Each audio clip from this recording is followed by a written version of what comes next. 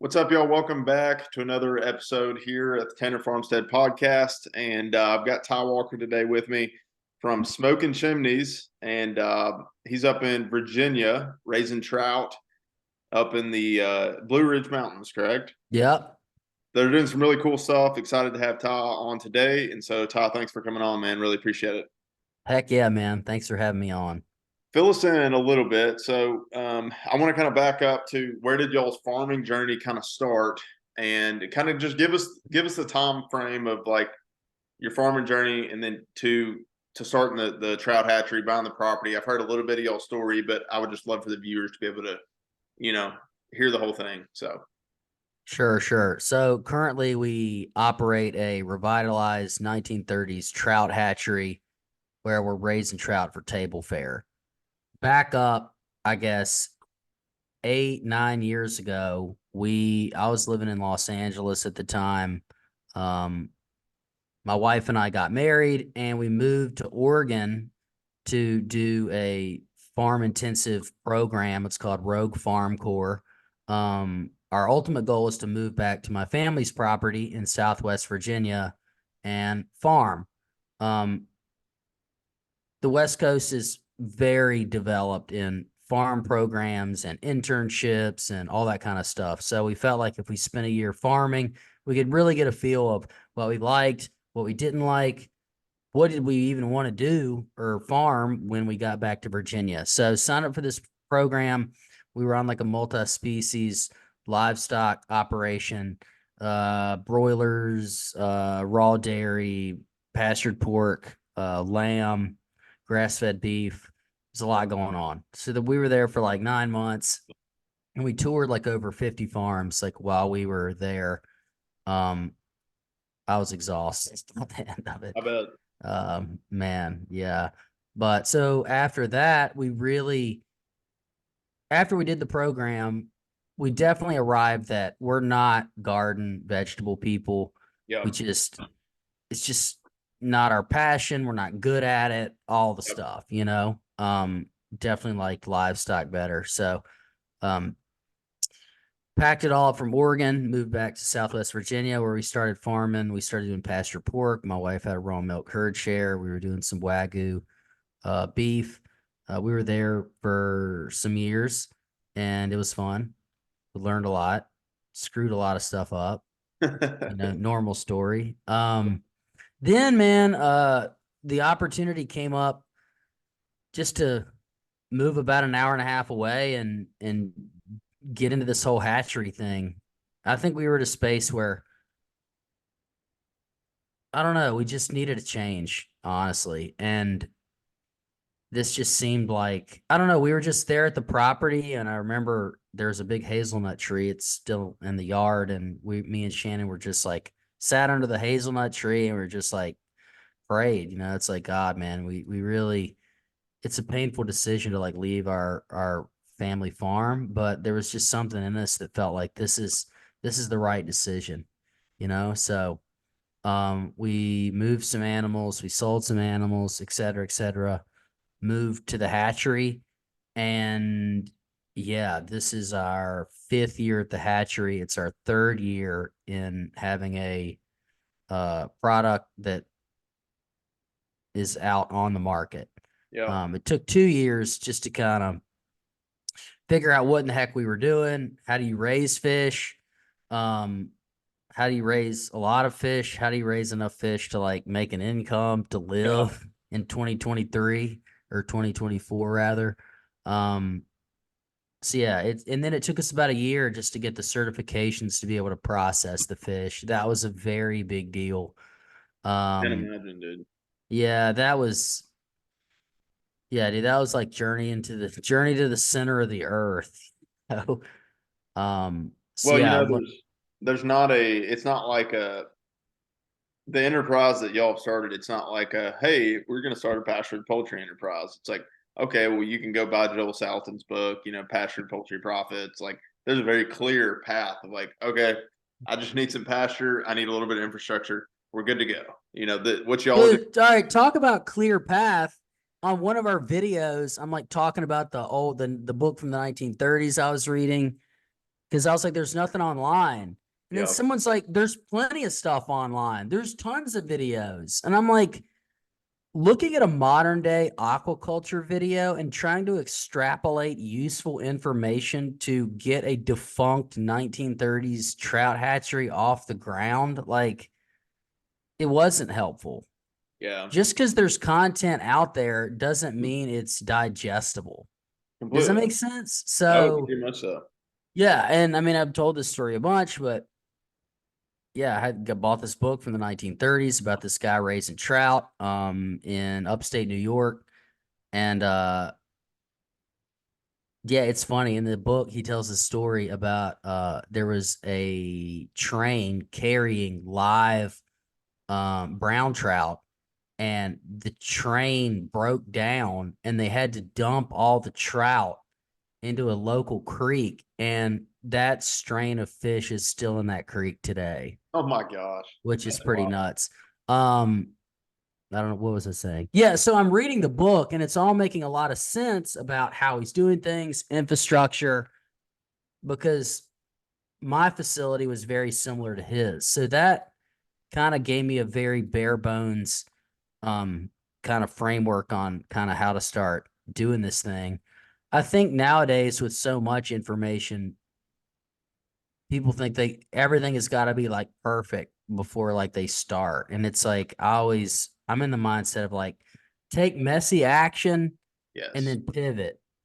100%. Action again, pivot, action, pivot. And just if you keep taking action and keep pivoting, you'll finally, but yeah, we just kind of had to get in there and start doing it. So the first couple of years we had some fish, but it was more just, can we keep them alive? How long does it take to get to a marketable size? Just, because we didn't want to, and I didn't want to sink all this money into all these fish and then not get our permits to be able to process the fish. So yeah, Yeah, because like if you don't have permits, what do you do to process them?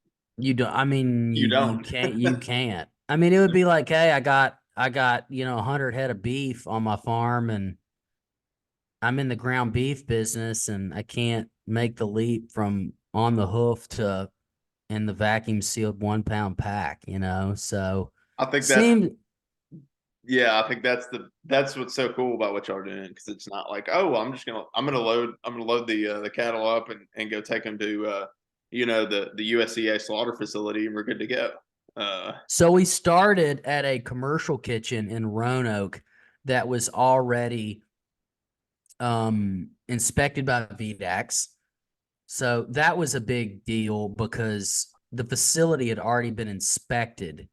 It was just a matter of tooling our processing practices to make sure they were meeting all the requirements, right? So that was about like 45-minute drive each way.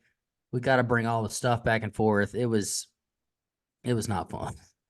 Okay. Um, so then I was like, okay, now that I understand how a facility should be set up, we need to get a facility going like near the hatchery. So like where I'm at right now, this is like where we process the fish. It's about 6 minutes from the hatchery. So Okay. that was a whole nother deal of getting another facility kind of up and going. But I just knew, man, like deep down, I was like, dude, if I can be able to process these fish, like we'll have something cool. But Yeah. that was really the biggest. I remember getting the in my email, the guy emailed me the inspection certificate, and I was just like, Vegas, baby, we just hit the jackpot. And then for us, it was like now it begins, like now it like starts. And mm, that was like 2 years in. So yeah. It's amazing how much just patience you have to have, I think, in business because I think we live in just such the immediate I want it now culture and it's like and you're a prime example of that of like, holy crap, like you got to have an incredible amount of patience and a commitment to the vision to see it, come to fruition. But at the same time, it's like, dude, it just takes time to build momentum and to grow a business, especially with a farm. I mean, it's just not this overnight thing. Um, fill us in a little bit on. There's a couple directions I want to go. One, I want to talk first about give us fill us in a little bit on the conditions that a trout needs to thrive, because I think a lot of people when they think of fish, they're like, oh, it's like for example, like here in Arkansas, like people farm raise catfish in ponds, and it's like they can do it in our climate. You just need obviously the feed, but you're not necessarily needing a certain condition like the trout specifically need. So fill us in a little bit of that and the unique challenges that that brings.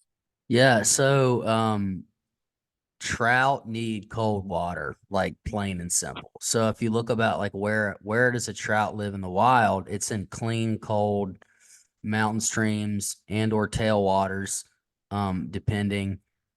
But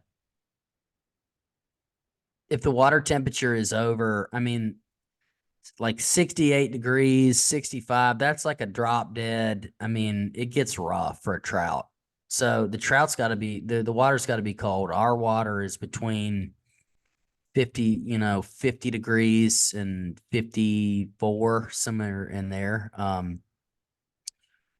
So, and it's really interesting that spring water, if you take the average annual temperatures of a location, that will be the temperature of the groundwater. Mm, So that's the biggest thing, man, the water with the trout. yeah. Yeah. And you can have a creek and have trout in it, but every trout hatchery that's an open system, which means water comes in, water goes out. They're diverting a spring into a set of raceways, ponds, a spring house, and then that water is going back into the creek. So you're essentially diverting the spring water into a controlled environment, controlled, i.e., ponds, raceways, whatever, holding tanks, the water leaves. That's the essence of a trout hatchery. Yeah. Yeah, so tell us a little bit more about how y'all's is set up, because I think a lot of people have a negative view, and I know we've talked about this, outside of this conversation of, people think farm raised and, they're thinking of farm raised tilapia and nets out, they're thinking of like negative. They just have a negative view towards it immediately. So fill us in a little bit on on y'all Yeah, system bro. and how it's All different. right, so I'm gonna freak out a second. So Dirk, imagine I came to your farm and I went in your greenhouse and I was like, "You're growing greens in here? Like, dude, there's wild mustard greens growing everywhere. I don't eat farm raised lettuces. That's trash. It's like." So I'm gonna say two more things and I'll bring it back around, but just All right, follow me. I'm tracking. I mean, you have a cow on a farm. Like, you don't go, man, a cow raised on a farm. I don't eat that. I only eat wild. I only eat wild animals. It's like, well, like we've already been through that. We're not hunter gatherers anymore. We're in the Yeah, agricultural age. Like 100%. we're domesticating animals. Like, what if everyone only ate wild game? There wouldn't be any more wild game. Yeah. So it's just funny to me that it's like we're still in this era of wild fish. Like I only eat wild caught. Yeah. Dude, did you know that by 2035, the seafood will be wild seafood will be over with? We're looking at 90% declines in wild fish populations. And why do you think that's so? So, but why are we like, yeah, dude, well, I don't eat wild fish. I mean, it's like, dude, I get it. In an ideal world, in the Garden of Eden, we're picking stuff off trees and it's all there. And like, I think, I believe that was like God's design, but Yeah. we've taken it off the rails and now we're in like no man's land. And with the era of wild seafood is almost over. Fill us in a little bit more on that, because that's an interesting view I have not heard. Um, so I'd love to hear just more of your thoughts on that without derailing us from the direction No, of we the don't. conversation. Oh, okay. Let me just get settled here. You're good, dude. Okay, so anything having to do with seafood has been in a paradigm of catching, processing, and eating wild fish.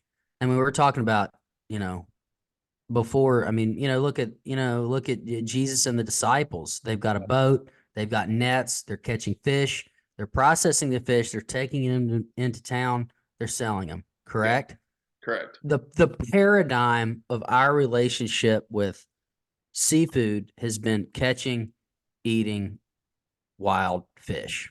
Yes. So now where it's 2024, you have a multi-trillion dollar industry that is set up to still do that. Yes. Does that make sense? Oh yeah. Aquaculture. So we're not set up for large scale aquaculture. The technology isn't there. It's getting there, but we haven't put time and energy into aquaculture, into farm raised fish systems, because the whole machine has been set up to process wild fish. Are you tracking with me here? I am. Yeah. So you have right now, you have major, there's a huge debate about, farm raised salmon. It's being raised in Norway, off the coast of Scandinavia. They're Yeah. having major issues. Gill lice. It's killing the bottom of the ocean floor, right where the fish is. Yeah. They're in pens. They're trying to figure out, how do we farm raise salmon like in a controlled environment in the ocean, right? And So, I and if you think think, that's what people think of when they think of farm raised fish. I think that's probably the predominant view of they think of that exact scenario. well, and you have some aquaculture systems. It's called a RAS. It's RAS. That's like the most popular type of aquaculture system now. That's where it's like closed. They're using the water, same water over and over, keep running it through the fish. But this is even in the literature, bro. The fish at the end of their life, they taste terrible. They have to put the fish in a clean water situation for weeks to purge the fish of all the buildup of like bacteria that's in the meat. So you're able to raise a fish, you're able to raise more fish, but the quality suffers, and then you got to make it up on the back end. And then you come up with a whole system where you just sell fillets, where you cut off the head, you cut off the tail, cut off all the sin, and then just send them a little piece of meat. So the fish you don't know what the fish look like. Does that make sense? Oh I yeah. mean, because a fish is a whole animal. Yeah. So I'm probably digressing, but what I'm saying is, and I mean, like we were just talking about before this show, man, you should look it up. China just came out with this thing. It's called the Shinlan 2. It's a $700 million cage that's capable of raising 1 million pounds of salmon. This thing is, bro, it's like, it's nuts. So you're starting to see like seafood prices going up, right? Well, restaurants, they can't keep raising their entree price every quarter, Yeah. right? So the whole thing is kind of in this swirl to find seafood, which we love, but again, wild fish stocks are getting crushed. But we're trying to make this transition to aquaculture, but we're still set up to harvest and process wild fish. So it's kind of all a Yeah. big mess. No. Does Yeah. that kind of give you an overarching kind of view of Oh yeah. maybe? I'm No, for not sure. okay. I'm always questioning of okay, well then what's an answer to the problem that is sustainable and obviously I know that farming fish and farming in general, we're not technically, it's like we're not mimicking a natural ecosystem. Like no farm operation really is. Like we're somehow controlling to produce food for the masses and for people. I mean, lettuce, my lettuce doesn't grow naturally like it does Come on, you Dirk. know what I'm saying? I'm not eating that. Yeah, So no, I for guess sure. go ahead. I'm just like, Well, and I just, yeah, what no, do and you? I really like Will Harris's point. He's like, white oak pastures can't keep endlessly like growing. There needs to be hundreds of white oak pastures in America. You know what I'm saying? Because, and I think it's a, I mean, I want to say bummer, but it's more than that. It's unfortunate that fish farming, it's like if you went to a industrial pig situation and you're like, man, I'm not eating pork. I'm totally against pork. It's like, hey, why did you immediately why are you blaming like the pig? Why are you blaming like the meat itself? Like it didn't have anything to do with that system. Like we should be looking at, hey, I don't agree with this system. Like I mean, if I so you have like pastured pork, you got like commodity pork, like they're two separate worlds. But and when you think fish farm, you don't think there's like a bell curve of like management that you got horrible management, so management, great management. Well, it's the same thing, you know, but all fish farming has gotten thrown into the commodity pork barrel. Does that make sense? oh for That's why we've spent so much time and energy, you know, on the content, on talking about the water, on talking about the transparency, the stream, um, just to kind of give some context of, and dude, most of our negative comments come from like environmental, ecological minded, like fly fishing people, which like I am one of those. Like we're part of the Yeti program, Filson, Sims. I mean, I'm one of the group, but it's like, oh, you have a hatchery, and people just have such a short-sighted view of what a hatchery is and what a hatchery isn't. But you think about why do they have such a negative connotation? Because of how fish farming has been done the last, you know, 100 years. Anyway, no, does that I'm make with you. I sense? mean, there's always going to be in every niche. I mean, even with what I'm doing, like you've got your people that just have one way of looking at things, and it's like I'm not really going to change their mind. It's like, for example, in vegetable farming, you've got the no till or do you till at all? You know, so you've got the people that are hardcore no till. I'm like, dude, like it's almost impossible not to till growing vegetables. Like, so even the no till people, I'm like, you're still tilling. It's just kind of minimal tillage. But you get the people that are so gung ho about no till, and it's just like I can't convince you. Like we can't have a conversation here because you're so narrow focused on your view of things. And I'd But imagine, dude, but then we're going right back to where we started, where it's like, you know what? Messy, not perfect forward motion towards healthy, wholesome, sustainable, profitable farm business. That's where we should be moving. yeah, Not that's where I fall off the wagon because I'm like, man, like, are we doing everything perfectly? I'm sure we're not, no, but no one is. we're making steps. Yeah, And if nobody makes steps, the movement doesn't progress. And yeah, you can talk about stuff all day long, but when you're out there and you're like, man, I need stuff for my farm store in a month, like we got to get this crop up. Like, dude, you crank the tiller up and you till the stuff up, dude. You know, I mean, because at the end of the day, it's funny how sustainability has become all about the land, where it's like, let's sacrifice ourselves on the altar of farming, and our family suffers, our mental health suffers, our state of mind suffers. It's like, dude, sustainable means, dude, I'm benefiting me personally and the land is doing. It's a both and. I can't anyway. no, I agree, dude. I mean, and that's the thing. It's the like we talked about earlier. It's the it's the imperfect action.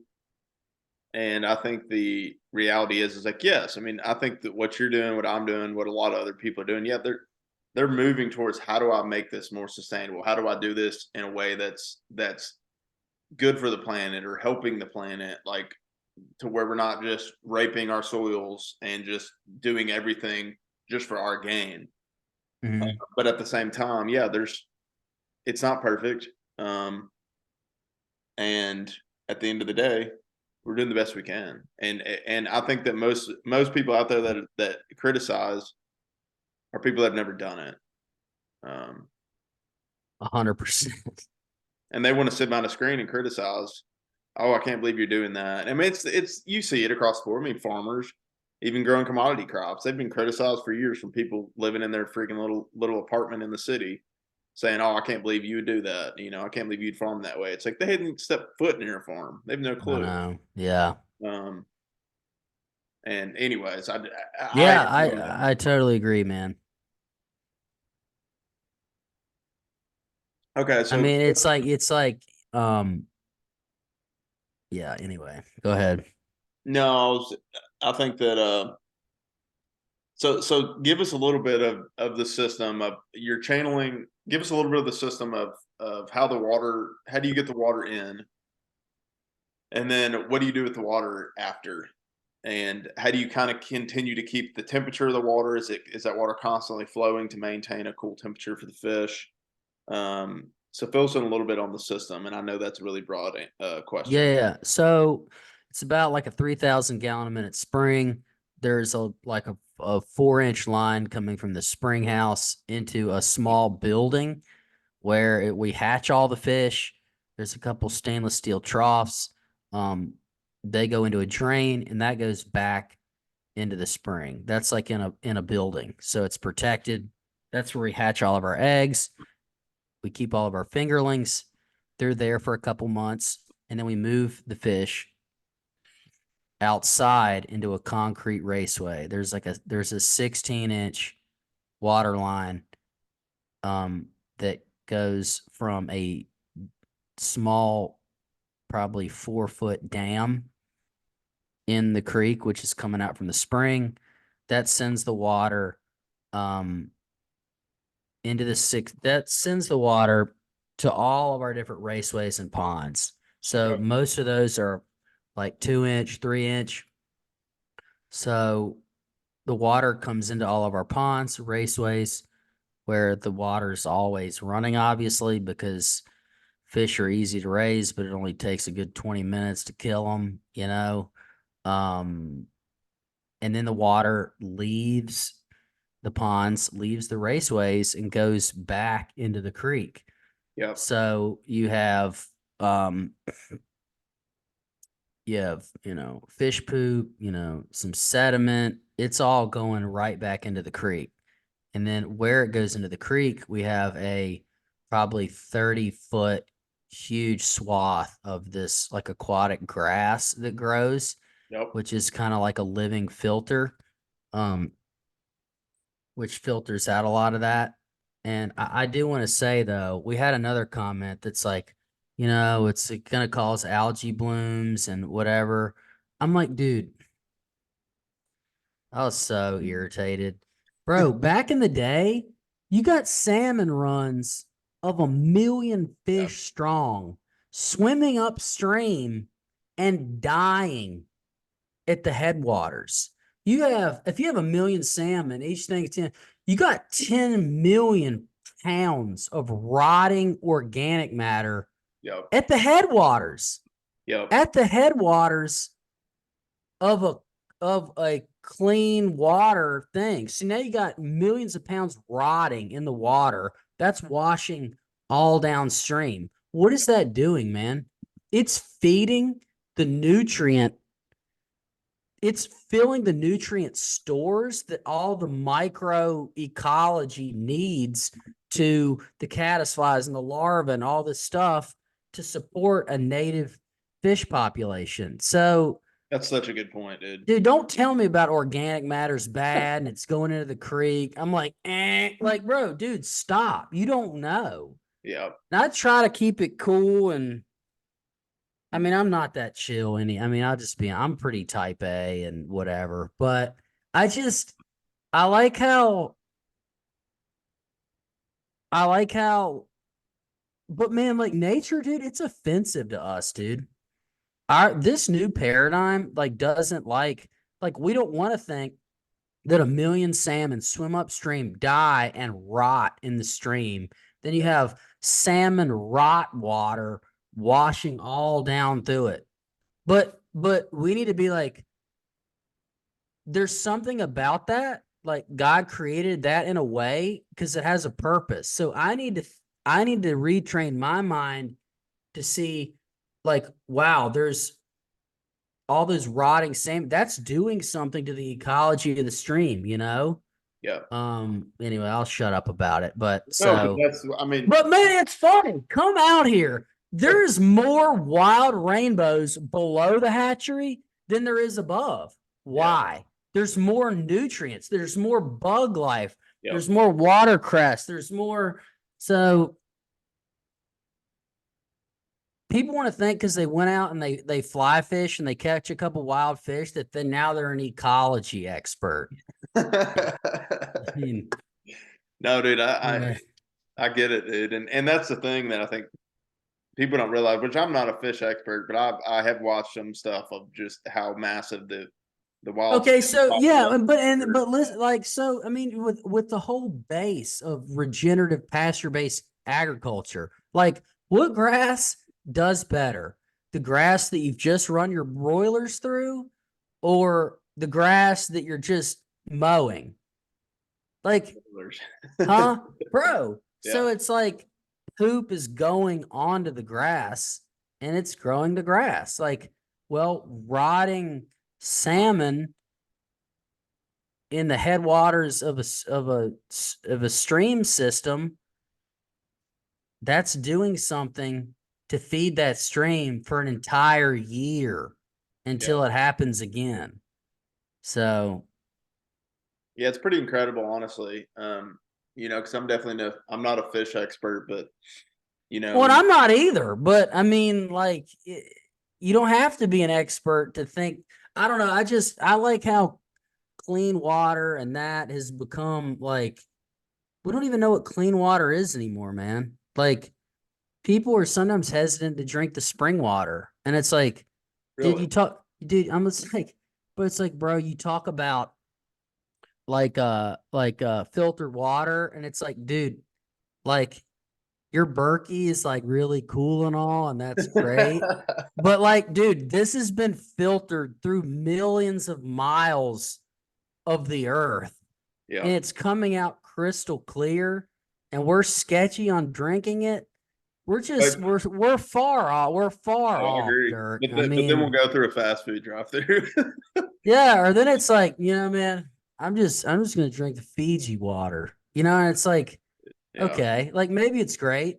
Like, but it's like I wonder how long that sat in a lot in the sun. Now the plastic is leached into the I don't know, man. What do I know? What do I know, Dirk? No, these are the types It's of just crazy that our even just as much as we want to think like we're alternative and we're doing different stuff and blah blah blah, and we are to some degree. I just we haven't arrived, dude. We got a ways to go, and um, I was reading this this guy. He lived like in the 1800s. This guy Victor Schauberger. He like knew more about water than anybody else, but he made an argument that like water that's not coming up naturally out of the ground is not, he called it ripe. Like it's not ripe for human consumption. Like pulling water up from like a deep water well, he like that water it's not ready. It's like eating I mm, mean, who wants to eat a banana that's not ripe? yeah. Like, yeah, so he really talked a lot about structured water and how spring water, which is structured, instantly assimilates into your cells. So like when you drink this water, if you drink like a quart or 2 quarts, you never feel the water in your stomach. Mm. because water, like tap water, if it's not structured correctly or the pH is off, your body treats it like food. So it goes through your digestive system, your stomach processes, etc. Like water that's ready to drink, as soon as it hits your tongue, like it's going like into the cells, like in your body. I won't get into I'm No, not dude, trying to get too woo woo here, but like that's all, it's all real. And it's just interesting that um it's just, you talk about water and man, like we really like know so little about like what it really is, you know? all water's not definitely not created equal. Because I mean, you got to go into, like you said, you got to go into the pH, you got to go into the minerals in that water. I mean, and obviously if you're drinking tap water, I mean that's an hour long podcast there anyway. The crap that's in that. So I mean, I'm with you, but that's an interesting concept because it makes sense when you look at it. It's like, okay, a spring where that water's actually coming up, it's not forced. I didn't drill a well. It's almost like you said, it's almost like the earth is the plant and it's producing fruit of the water. Yeah. And it's like, hey, this is like, it's like drink right here, you know? Yeah. That's fascinating. Now, I mean, it's just crazy to it's crazy to think Well, and about. two, so and it's interesting, the shape of a trout is very interesting. It's a shape you see a lot in nature. Like the shape of a trout, it's the shape of a seed, like a Mm, wheat seed, you know? yep, Like it's the shape of your eye. Like that shape is a shape that's seen a lot in nature. It's really interesting that, not to digress here, but the Egyptians stored all their like oil, wine in these, those kind of like seed shaped um like terracotta big jars. Do you know yep. why they were shaped like that? Because I'll tell you, I don't know. because well, because when you have that shape, the water, I don't know how to say it, it likes that shape because as like oil or any of the liquid will cool, it is able to make that rounded turn and come down, and the stuff that is warmer goes up. So it slowly over whatever years will circulate, and it keeps whatever is in there like wine or oil, it kept it fresh Mm, because it was able to move. Yeah, like my hatchery, like my raceways should be shaped like seeds, but they're not. They're square. The water hates the corners. yep. Like water anyway, and right, yeah, anyway. It's just interesting that there's just, I don't know, just the design of it all is like fascinating, you know? Yeah. So when the trout, going back a little bit to the trout system, so when they're Yeah. in these raceways or areas, like Mhm. y'all, so talk a little bit about the feed. Because I know y'all bring in a feed from a really high quality feed from Canada, and then like, are they able to eat? Like, are there bugs that they're able to eat? Are there natural Yeah, things so outside of the feed that they're so consuming? couple things. Yes, we bring in a feed from Canada. It's very expensive. Um, Fish food in America, there's only about three different companies that make it. Mm, So your options are extremely limited. Like one of our comments is like, dude, do you feed like a certified organic fish food? And I'm like, dude, this isn't, we're not living in Earth Fair, dude, where you can go in there and you have this huge selection. Like, yeah. think of the time and energy and podcasts and content around grass-based systems. Within the past, 15 years, it's been a lot. Like, how much content have you seen around that style of farming and all that in aquaculture world? Like, none. Like, Yeah. so there's no mark. It's like, why would a company make a certified organic fish food? Yeah. There's nobody to buy it. They're not gonna sell it. They're not gonna make money. So we get a feed from Canada that I've been really happy with. It's like part of it is um like heads and guts of wild caught salmon that instead Mhm. of getting thrown away, they're drying it and putting it into the feed. Part of it's a poultry meal. fish need about a 45% protein. So Yeah. that's a lot. I mean, that's high. I mean, Yeah, that's very high. for a stock feed. Um, in the ponds, they are their own little ecosystem. It's very crazy, man. In the spring, you'll literally see hatches coming off in the pond like you would see on a wild trout stream. Hmm. We don't see that in the concrete. Obviously, because the concrete, we mainly use those for sorting and pulling fish out for processing because it's more of like a sterile like environment.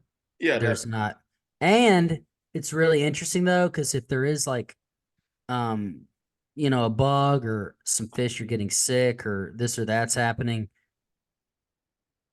there's no ecosystem to help the fish like cope with that or get better. I mean, you think about a pig just on a concrete pad.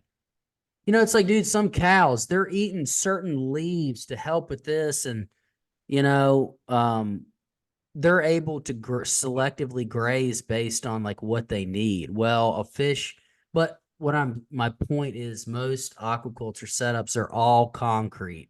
Yeah, Concrete is much easier to manage. But if you do have a sickness or some sort of outbreak, there's no ecosystem there to help buffer that. totally. The fish are taking the brunt of whatever that is. So maintaining the ponds is, I mean, I'm going to be honest, dude, it's a pain. It's labor. It's very labor intensive.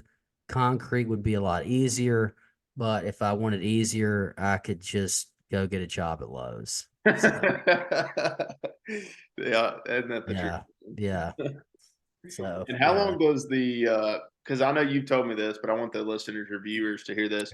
How long does it take from hatch to harvest? How long? about 14 months.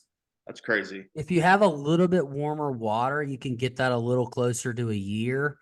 The colder water, just their metabolism moves a little bit slower.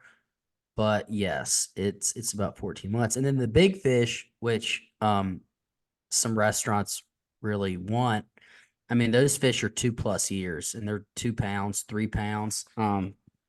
So uh yeah, it's a and like we're already thinking about because we had kind of a low water incident last summer, we're already starting to think and plan about like this summer because when you get 10,000, 15,000 fish or pounds of fish in a pond, moving them suckers is no easy job. And if you go into the summer with the fish in the wrong pond, it's going to be hard for you to mitigate any issues. So it's kind of like a year-round planning type thing, but we focus on rainbows because they grow the fastest. We do have some brook trout we send to a couple places, and I just actually hatched some brown trout. Those are more for just my own just enjoyment, really. We'll end up selling some of them, but they're not really, you can't, if they grow, half as fast, nobody wants to pay twice as much. So, but Oh, they're fun to look at. They're beautiful.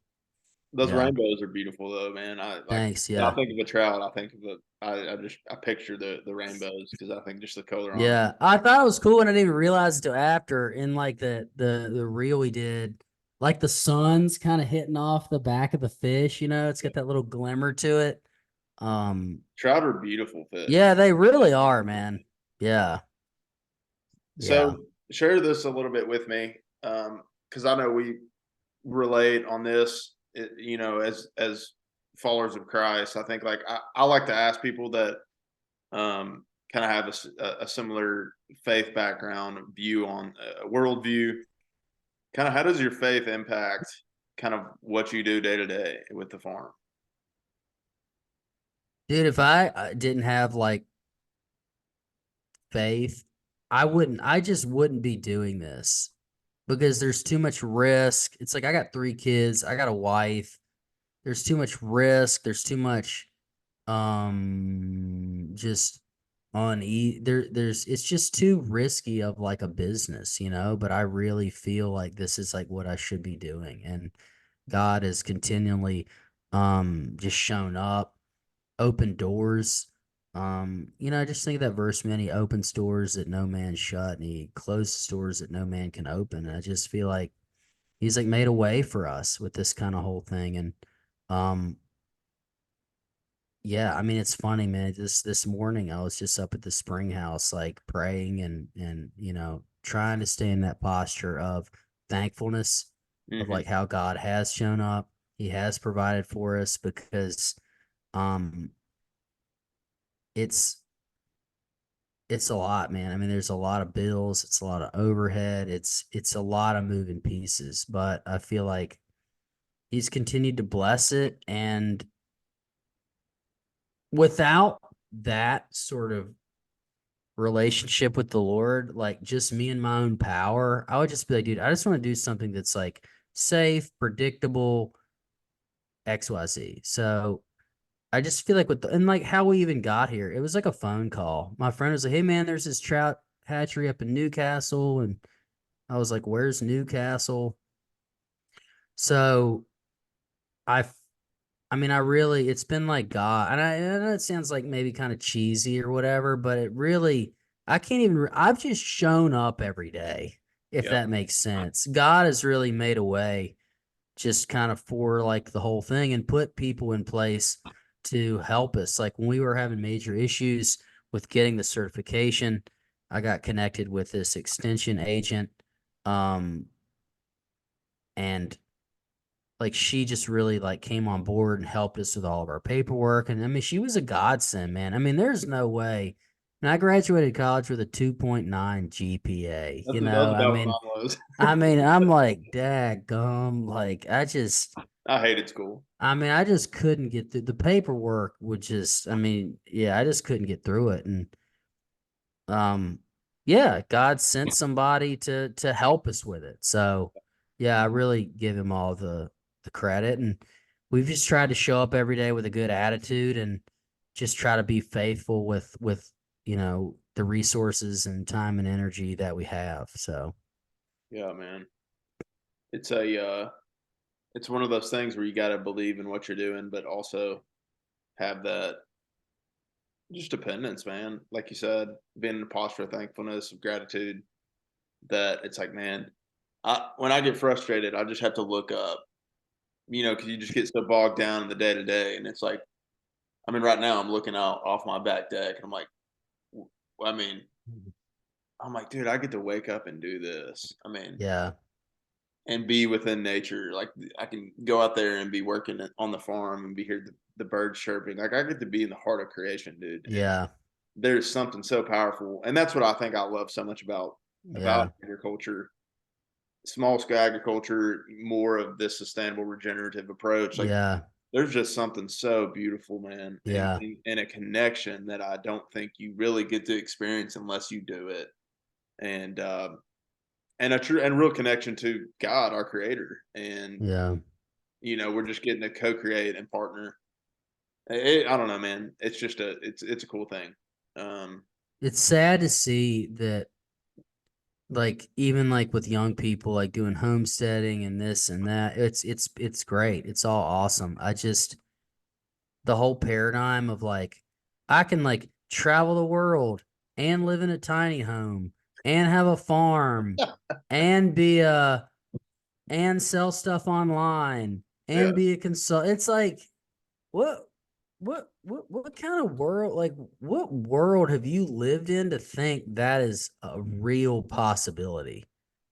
yeah, And I'm not knocking, think, whatever. I just know me and my little thing, and I show up and I don't play games. But even with that, dude, it's taken 5 years, like every day, just to get like our little, you know what I'm saying? Like, especially with agriculture, there is like a commitment aspect there, which I just really feel like most people, they're just not ready for that, man. And rightfully so. There's yeah, pros and cons to everything. But, it's funny you say that. You're looking at your window, this morning, I'm out at like daylight and I have my coffee and I'm just kind of walking around the ponds. And I'm like, dude, this is so cool, dude.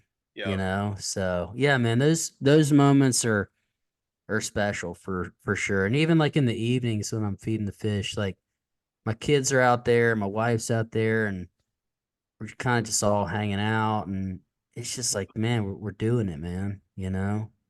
I know, and you get used to it. You get kind of numb to it because it's like you do it every day. Yeah, Then you have people that come to your farm or come to your hatchery from an yeah, office job, and they're just blown away. They're like, you get to do this every day. Like yeah, it's just hard for them to comprehend it because yeah, for sure. they're in such a sterile environment.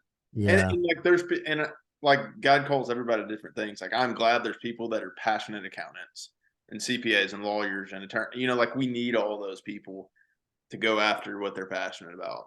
But I do love that this is what I get to do and partake in. dude. It's man, it's just fun. Even Yeah, though it's the hard times where you're like, dude, I just want to freaking quit.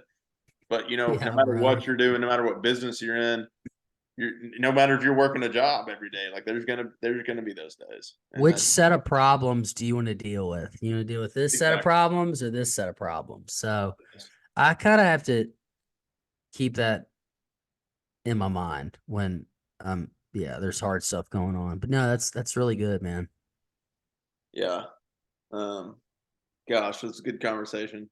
Yeah, It's, dude, it's for one of my sure. favorites, man. I was super excited to have you on because I was like, man, you know, it's just so unique, and I know the journey's been a journey, for y'all getting to where you are now. Um, and I know, yeah, it's cool to hear your perspective, and I think that a lot of people are going to get value from listening to this, and I Yeah, learned a lot, man, because cool. it's something yeah, that's just there's not a lot of people out there doing it. Yeah, yeah. No, So for sure. you're the only one I know of. Well, thanks for having me on, man. I always, I get on these things and I always have that moment where I'm like, man, like I'm sometimes like scared about what I'm gonna say, because you're like, I don't know, man. I just have a lot of thoughts and feelings, and I've read a lot and I've done a lot, and it's a lot just going on, especially in like the world of food, man. I mean, with like, we don't have to go into a whole nother conversation, but just like the level of like sickness and disconnection and mental health, it's like, dude, like, You know, we don't get this food thing figured out, man, it's gonna be tough going, So yeah, man, thanks for having me on. It's yeah, it was awesome.